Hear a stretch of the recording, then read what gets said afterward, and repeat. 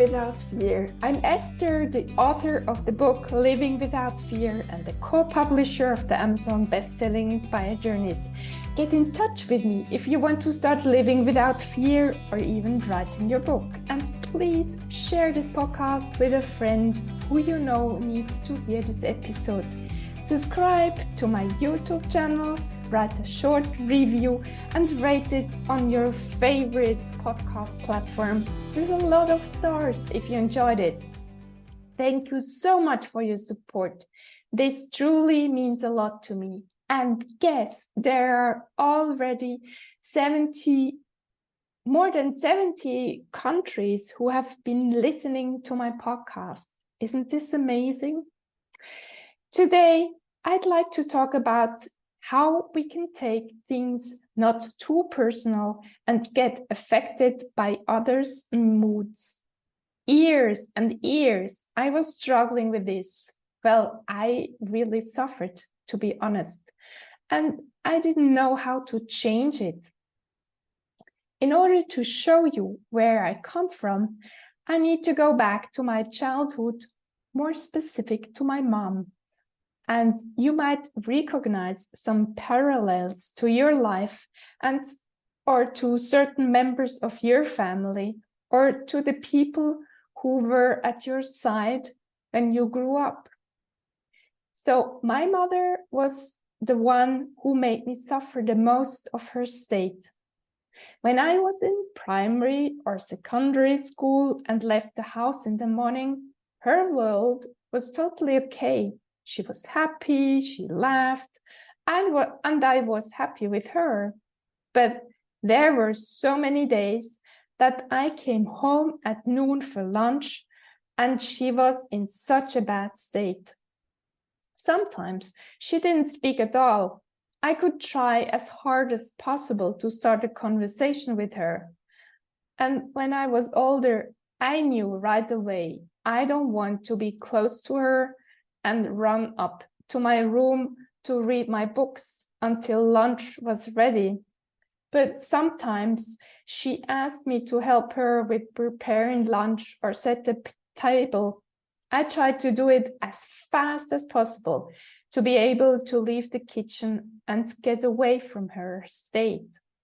Sometimes she cried and felt being the most miserable person in this world because someone has done something to her. There was no way to comfort her. She wanted to feel miserable, and my father, my brother, and I needed to wait until she changed her mind. She stayed resistant to any good advice. And when mother was miserable, the whole family needed to be the same way. We weren't allowed to laugh or have fun together. When I was smaller, I wasn't able yet to analyze the situation how I've done it for you now. I always felt something was wrong with me. And that's why I felt the same way later when I was working and when I had working colleagues who changed their state very often. And that's why, until today, I get confused when someone from my swimming mates aren't looking at me at all and aren't speaking with me after we have had many personal conversations. My first thought when I realize they aren't receptive for exchanging some words is, what's wrong with me?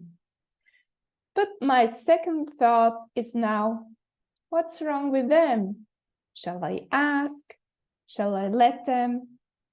Because it's nothing about me, it's them. They might have a difficult time with their health, their family, their job, whatever. Maybe they need to be let alone. And if I'm really in a beautiful state and I feel I can give something to others, I can offer them some help. Another beautiful example are teenagers and young adults.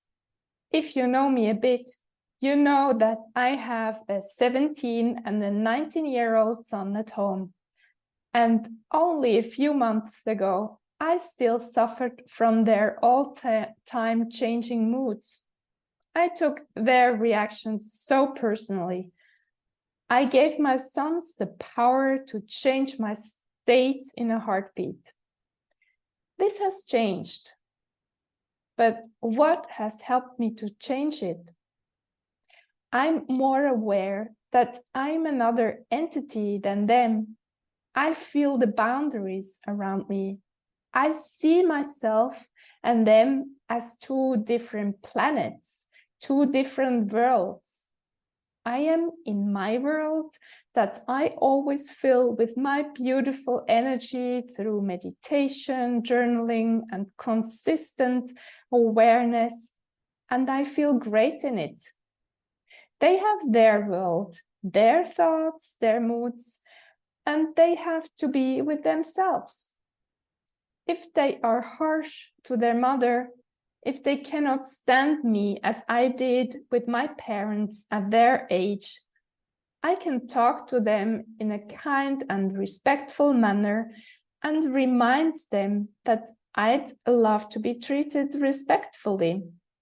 Well, it's not always easy to live in a household with young adults, but I'm so grateful that I'm getting stronger and more certain about myself, my boundaries, and my life. So if you have similar challenges with your children, your spouse, your working colleagues, or you're even with your friends, I can feel with you.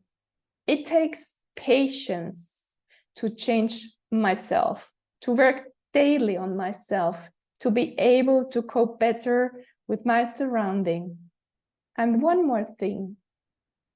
If you have a friend you have chosen yourself who is moody, ask yourself if one of your parents has been this way, because we always choose the known. We get attracted by similar figures as long as we don't recognize we want something else. I tell you this because at high school and later at university, my best friends forever always were similar to my mother.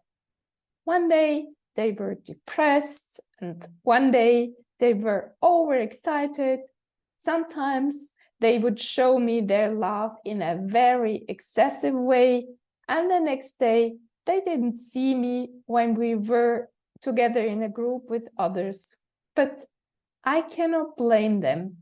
I've chosen them, and I tolerated their behavior.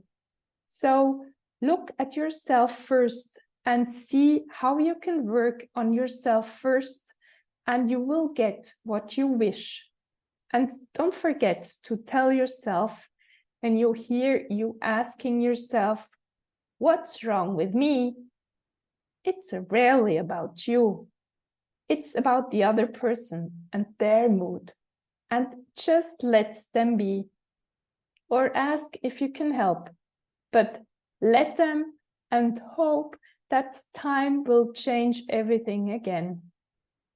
Thank you, dear listener, for spending your precious time with me and learning not to take things personal. And I cannot repeat it enough. In case you feel worthless and nobody or only a few people seem to like you, I tell you, you're amazing. I love you, and the world needs you and your gifts. And please don't stop telling yourself these sentences. Have an amazing day and talk to you next week.